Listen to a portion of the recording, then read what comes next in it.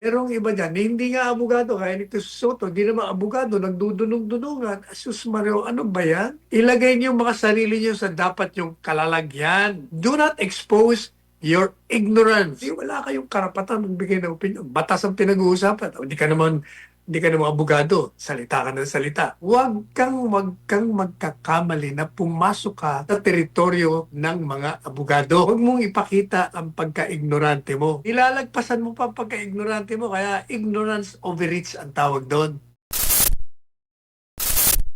Pinasura ng Korte Suprema ang motion for reconsideration ng House of Representatives at pinagtibay ang nauna nitong deklarasyon na labag sa saligang batas ang articles of impeachment laban kay Vice President Sara Duterte at walang jurisdiksyon ang Senado na ipagpatuloy ang proceedings. Ay, hindi na tayo nagtataka sa naging desisyon. Matatanda mo sa programa natin, sinabi na natin yan. Malabo na yung ma-reverse kasi unanimous eh. Unanimous. Biro mo, ilan sila? Tatlo. 13 dahil yung isa ay mag-participate. Hindi ko naman maintindihan ba ay siya mag-participate. Yung isa naman palagi naglilibo bamses. Hindi ko rin maintindihan. Bakit puro takot na mag-participate? Kaya kung ano yung opinion nyo, labas nyo kahit anong magiging kalagayan after the decision by you. Yung 13, talagang ganun pa rin ang desisyon nila. Tapos, itong mga kontra, lako, siyempre, nagwawala. Parang mga asong ulol na nagagalit sa Korte Suprema. Ang problema, pag kontra sa kanila ang desisyon, mali ang Korte Suprema. Pag pabor, praises to high heaven sila. Alam po ninyo, ang Korte Suprema ay may kapangyarihan.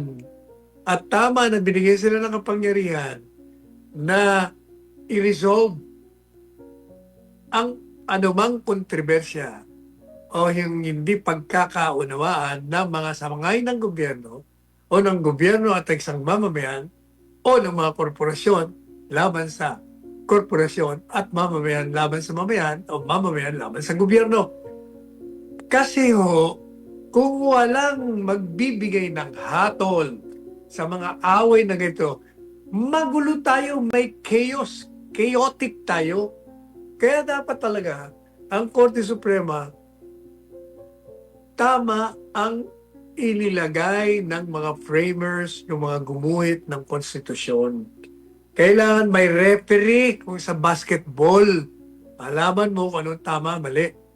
Hindi yung binigyan na nga ng kapangyarihan, pag ayaw nila, hindi akma sa kanilang kaisipan. Nako, mali, overreach, intrusion. Ang katotohanan yan, politika, namumulitika kayo. Hindi nyo matanggap ang desisyon. Kasi ang political thinking nyo, ideology nyo, pabor kayo na yurakan ang dangal at sirain ang mga Duterte, lalong-lalo na yung mag-ama. Yan ang agenda nyo. Kaya lahat ng tama para sa kanila, mali para sa inyo. Yan ang katotohanan dyan. You cannot go beyond your political leanings. Hindi nyo malaktawan. Kaya kayo nagiging bias, hindi fair ang inyong mga opinion sa isang bagay. Kailangan, kahit anuman ang ideolohiya nyo, anuman ang politika nyo, meron tayong tinatawag na rule. Hindi lang rule of law. Sabi nga ni Justice Leonen, rule of just law. Ang pamamaraan ng isang makatarungang batas, hindi lang pamamaraan ng batas, kung hindi pamamaraan, rule, ng just law o makatarungang batas, kailangan meron tayong ganyan. Kaya kayo, tanggapin nyo na. Merong iba dyan, hindi nga abogado, kaya nito si Soto, hindi naman abogado, nagdudunong-dunungan. Asus Mario, ano ba yan? Ilagay niyo mga sarili niyo sa dapat yung kalalagyan. Huwag niyo, do not expose your ignorance. Do not litter the atmosphere your legal ignorance. Yung mga katangahan nyo. Pwede po ba? Tumigil na kayo. Nakakasuffocate. Pag bigay ng opinion, wala kayong karapatan magbigay ng opinion. Batas ang pinag-uusapan. Hindi ka naman abogado. Salita ka ng salita. Yun ang mga kontra, yung mga dilaw. At saka kung sino pa, mga kontra. Nako, ang buti pa si Soto, hindi abogado. Kasi nga, kahit na abogado yung nagtatanggol sa kanya, bias din kasi. Hindi sila makalaktaw sa kanilang mga politikang pananaw na kontra sa mga Duterte. Iyan ang problema. Kaya natatawa na lang ako sa mga ito. I'm really amused by the reaction. Ito namang pati yung mga ibang justice tanggapin nyo na. Kayo dati na kayong nakaupo noon. Ha? Nakaupo na kayo noon Nung nakaupo kayo, pag nagbigay kayo ng desisyon na kinokontra kayo, hindi ba nagre-react din kayo? Kami ang nakaupo rito. Sundin nyo kami kasi kami binigay ng kapangyarihan. Ngayon nagretiro na kayo. At hindi ayos sa politika ninyo, sa kaisipan nyo, kahit na hindi politika, may complaining kayo, sila mga nakaupo. Tanggapin nyo na, retired na kayo wala na kayo. Tapos na ang inyong panunungkulan. Wala na kayong kapangyarihan. Meron pa kayong tinig o boses, pero wag niyong ipagpilitan. Unanimous na nga Alam mo, natatawa na lang sa mga... Anyway, sige, susunod na topic tayo. Malagay ko, yung topic mo si Soti. Yan. Correct, attorney. Tinanggal ko na yung O. Ginawa ko ng I.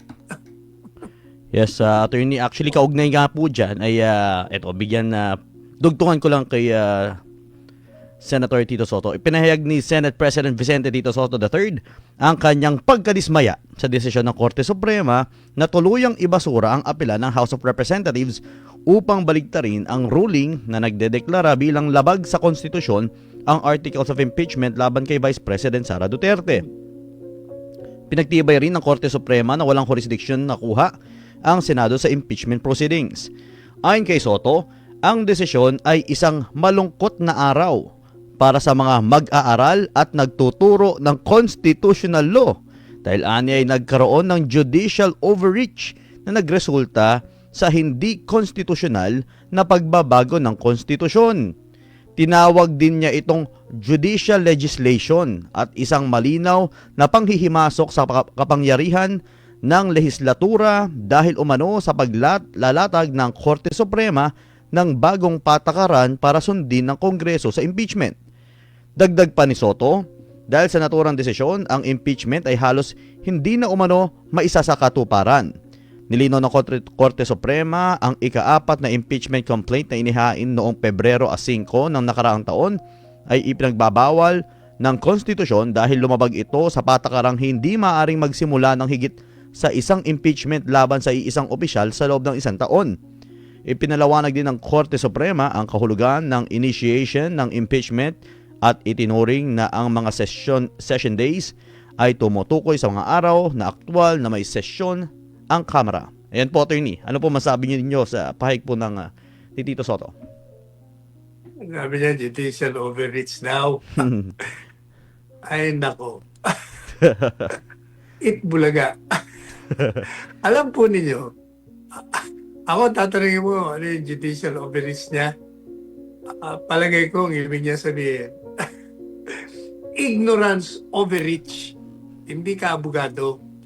Huwag kang magkakamali na pumasok ka sa teritoryo ng mga abogado. Huwag mong ipakita ang pagka-ignorante mo. Ignorante ka na nga. Nilalagpasan mo pa pagka-ignorante mo, kaya ignorance overreach ang tawag doon. Tumigil na kayo. Tingnan nyo Labag daw sa saligang batas. Yung pagdideklara na yung articles of impeachment ay lumabag sa saligang batas. Sa ating pong saligang batas, merong prosedimento, may procedure, may pamamaraan ng pag-file ng articles of impeachment. At klarong-klaro doon na pag final mo yan, bibigay mo sa Speaker of the House, tapos Speaker of the House within 10 days, ibibigay mo sa Committee on Justice. Ay hindi mo nila ginawa. Hindi na nila ginawa yon. Pagkatapos, hindi pa nila binigyan ng due process na yung dinidemanda mo, tawagin mo at magpaliwanag ka para malaman natin kung may probable cause o wala. Hindi rin ho nila ginawa yon. Marami ho silang nilabag at yun yung pinaliwanag ng isa-isa ng Korte Suprema. Hindi nila matanggap. Pinagpipilitan nila yung kanilang opinion kasi nga ayaw nila kay Duterte. Ganun lang ho yun. Tigilan nyo na yan. Tama na ang ignorance overreach. Ayan, maraming salamat, Attorney Sal. At sa ibang balita naman, batay sa datos ng Philippine Statistics